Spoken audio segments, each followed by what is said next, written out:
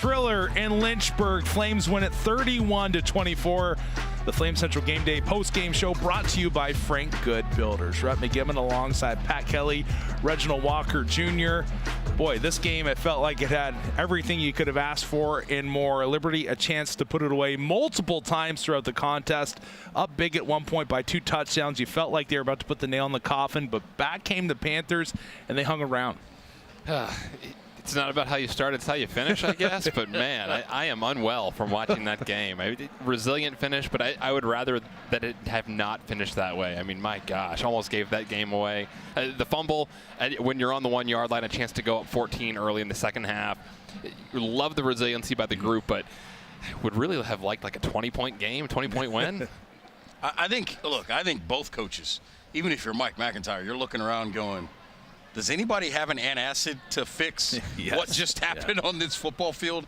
A lot of ups and downs, topsy-turvy. Seemed like neither team was ready to really finish off the opponent. And I think you got to win, lose, or draw, right? If you're Jamie Chadwell, you feel pretty good. You got the win. But you got a lot of things you can coach up. If you're McIntyre, you didn't get the win, and you got a lot of things you're definitely going to coach up. Yeah, stressful for Flames Nation, also stressful for Jamie Chadwell. He's standing by with Matt Warner. Well, Coach, I don't know if it's something about the first midweek game. Remember last year with Sam Houston, wild one. You found a way to get it done. I know there's a lot of things that could be cleaned up. What did you think of the resolve from your team after giving up a lead late, coming through in overtime? Yeah, I mean, I think I've stated numerous times, we're definitely resolute. We don't think we're ever out of it. As a head coach, I got to figure out how to not put us in those situations, right? And you know, we gave up the touchdown there late and had a chance there, and we miscommunicated on a signal, so I ended up punting the ball. But the sideline, when we got in there and went in overtime, every one of them, like we'd practiced that, like we practiced that certain situation, and there was no doubt in their mind. You could look in their eyes, and so I'm thankful we win.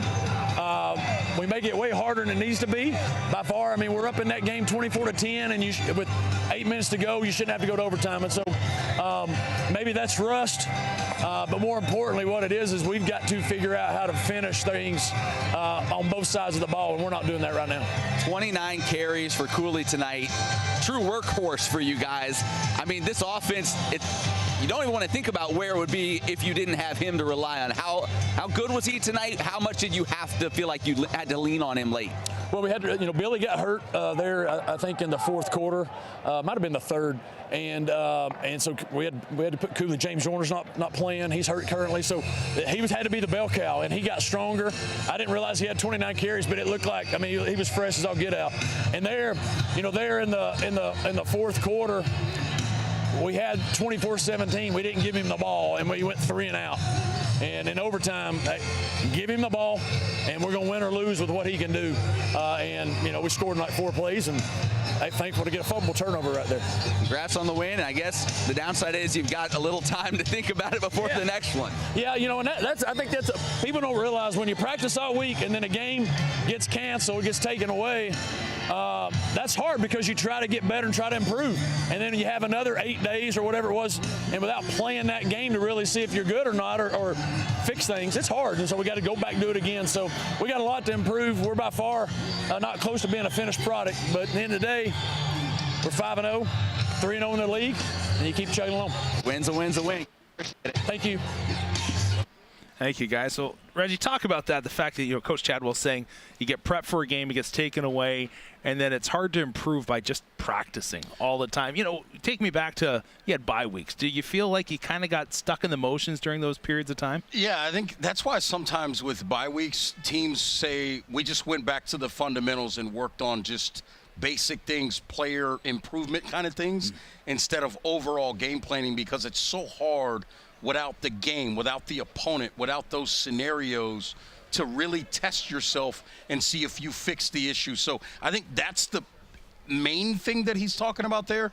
To add on to that, Rhett, I think part of what he's talking about is you've got to test some guys and stress them mentally in terms of the little things that teams may give you that maybe you didn't practice or that you put in your base stuff in the preseason.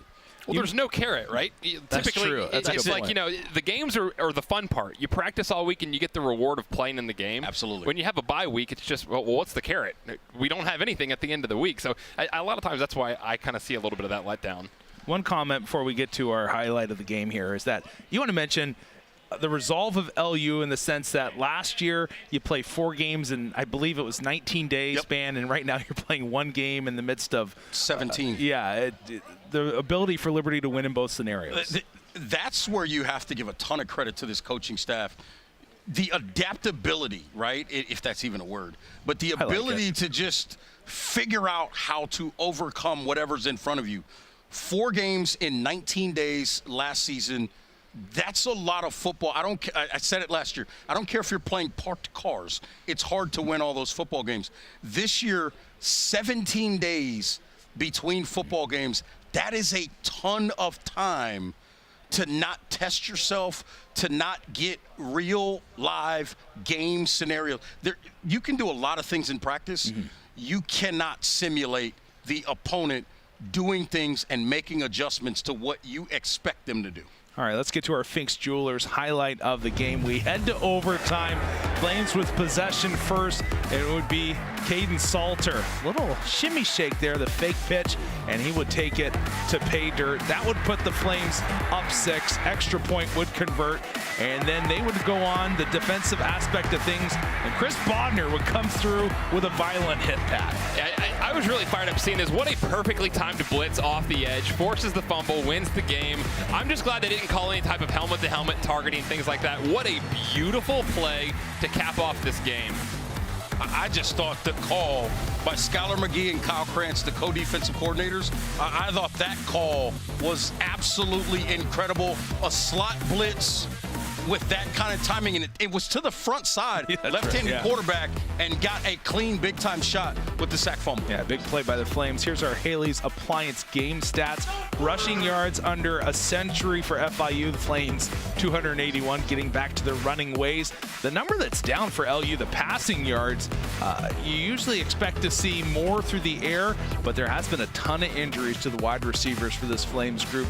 Third downs, 4 of 13 for FIU, 4 of 11 for the Flames. That was one of the things I had kind of written down coming into this game. Both of these defenses were in the top 40 nationally in third down conversions allowed. You got to give a ton of credit really to both teams for how well they played on third downs. You saw it there, 4 of 13 and 4 of 11. Both defenses did an excellent job. Now, there was a couple of drives, particularly one in the second half. Liberty marched all the way down the field. Pat, you and I were talking about it. They didn't even see a third down on that particular drive. You don't have to worry about not being able to convert them if you don't even run into them. Pat, one star of the game that we forgot to mention, it was there on the stats, and that was the flag being thrown today. We saw a ton of it. Penalties against LU were astronomical. Yeah, I think kudos goes to the referee who done a lot of, shoulder exercising, working on getting the flag out. They had some really good throws from way in the back. But seriously, I mean, it's been sloppy. This Flames team, I don't want to call them undisciplined, but you've got to clean up these penalties. You had a touchdown called back.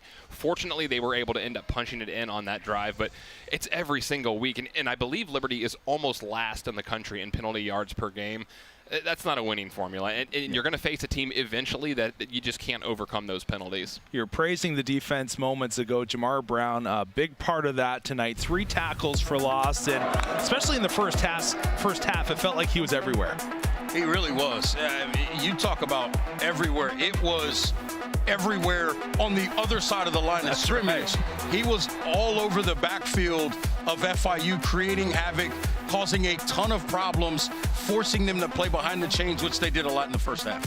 Yeah, this Liberty team on the season was averaging 6 tackles for loss per game, and Jamar Brown had 3 himself in this game. So, really pleasant surprise. I think Coastal Carolina transfer. I'm glad to see that he's stepping up in addition to some of the other guys today. It was fun to watch him on the opposite side of the line of scrimmage there. You heard Chadwell talk about Quinton Cooley, but the A-gap was very friendly tonight for the Flames. Runs up the middle.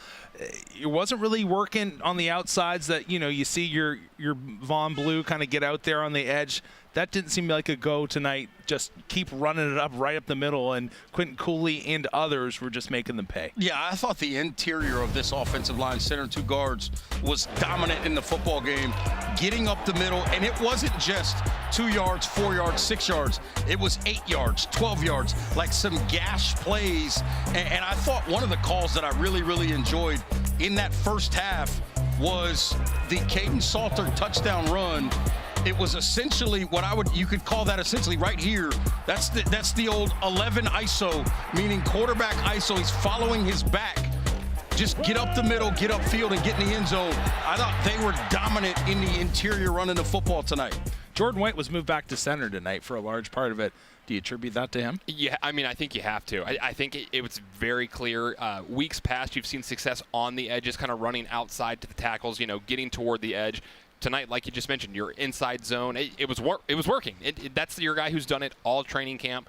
Thankfully, he's moved back with a couple linemen getting healthy. And that's about communication, Rhett. Like when you move a guy to center, he's got to truly understand who's responsible for who in those situations. Again, in a zone scheme, you're blocking more of an area, but you still have to be aware and understand who's going to show up and how to handle those blocks. But that communication up front, you've got to have somebody that's very knowledgeable in those situations, and they did an excellent job tonight.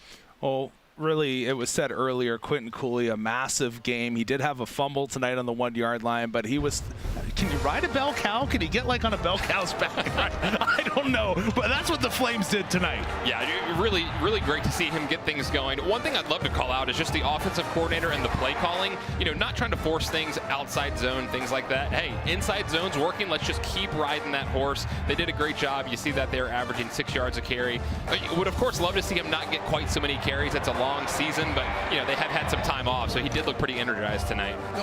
I think that's the key, right? Between the time off, and you heard Coach Chadwell talk about being limited at the position with some depth issues, with guys dealing with some injuries, you have to find a way to get through games.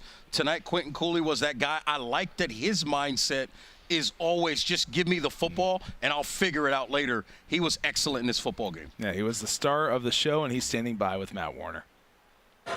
Well, Quinton, you guys squeak one out tonight. You were carrying the load here this evening. 29 carries. That ball getting heavier the later the game got? Nah, it didn't. Just thankful to the offensive coordinator and Coach Oz and them trusting me, even after I fumble on the 1-yard line, trusting me to keep giving me the ball to keep pounding. But my teammates just telling me to keep going. So just thankful for my team, honestly. What was the mindset going into overtime? You'd had a 2-score lead. You give it away late. What was the conversation heading into overtime when it's suddenly a whole new ball game? It really wasn't even a conversation. It's just you got to play ball. You got to go out there and do what we do. Honestly, we all know we haven't played a game in like 16 days. And it showed today. It really showed today. Overtime, FIU is a good team. They fought real hard. But, we beat ourselves. And just recognizing, we can lose this game. And that's what really just kicked in. We got to stop playing to, we got to play a higher level and stop playing to a lower level than we know we can play at. Well, I don't know if it's good news or not, but you got another 2+ weeks before your next one. Maybe after 29 carries, you don't mind too much. Nah, I don't. But, trusting the coaches, trusting the strength and conditioning tab, trusting Elias and his group to be able to get us ready. So, be able to do that. I know we got to go another bye week. We got to get ready. Hopefully we don't come out like this time again. But, we just got to trust in them guys to get us ready every day. Congrats on the win. Thank you. Thank you, Matt. Well, I know he's Cooley, but did you guys see the steam coming off his head? I did notice that. So hot right now. Here's our Lynchburg Regional Airport and Tourism upcoming schedule. Flames next, October 23rd at Kennesaw State. The Owls have had a tough sledding season so far this year. Then back at home, midweek mayhem on the mountain continues on. Jacksonville State coming to Lynchburg. And then a couple of games on the road. Liberty at Middle Tennessee. And then following up at UMass. Finally, big game coming up there a week before Thanksgiving against Western Kentucky. Final thoughts here before the Flames, again, have a little bit of time off before heading down to Atlanta. Yeah, just some things to clean up, obviously, with the penalties.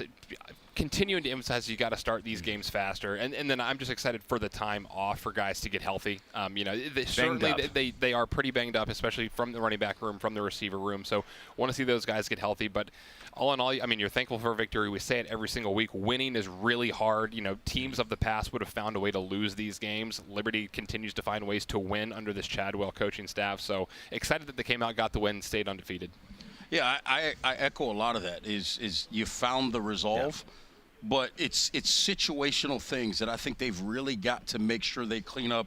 Situation about 5.5 minutes to go in the fourth quarter, a chance to really bleed the clock, add some points to the total, and potentially end the football game. 21 seconds time of possession, 2 incompletions and a fumbled snap.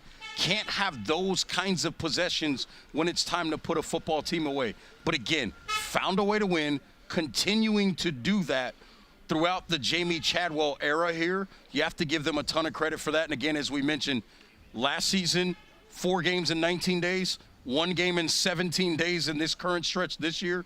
Finding ways to just deal with whatever comes their way and overcome it. You got to give them a ton of credit. Yeah, Chadwell 18-1 as Liberty Flames head coach. We'll see you back here October 30th as Jacksonville State comes to town. Quinton Cooley, the man, 174 yards on the ground, 2 touchdowns as he leads the Flames to a 31-24 victory in overtime.